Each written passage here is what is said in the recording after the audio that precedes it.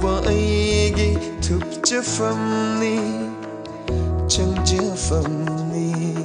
Jehovah aigi lanbanni kanbiba mapuni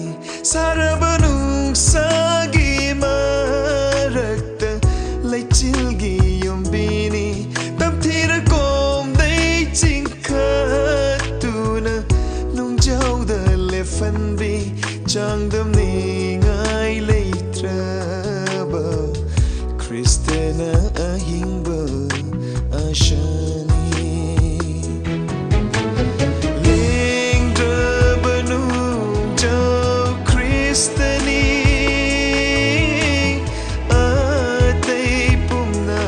maglingoini intabayaba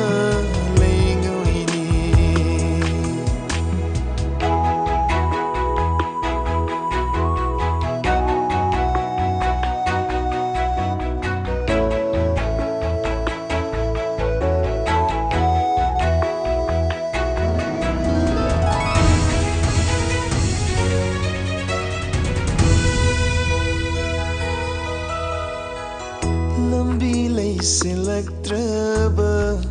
mikup ado laklasu matik mangalgi asha Krista aigi mitfamni oh lambi leisilaktraba mikup ado laklasu matik mangalgi asha Krista aigi mitfamni aibu ingtahan biba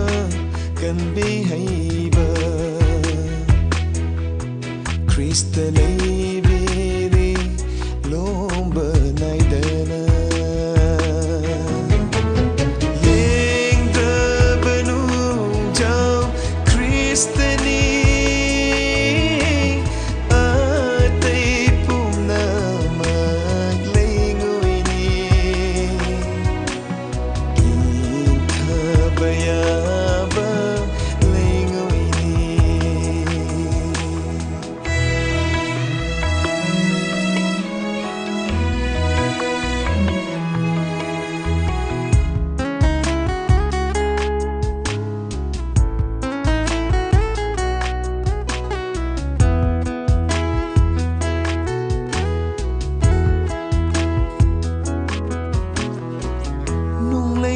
Sikalasu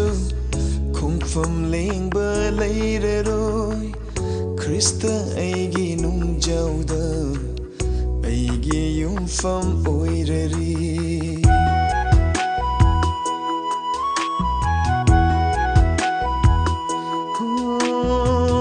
nonglei nung sikalasu kungfam lengba leireroi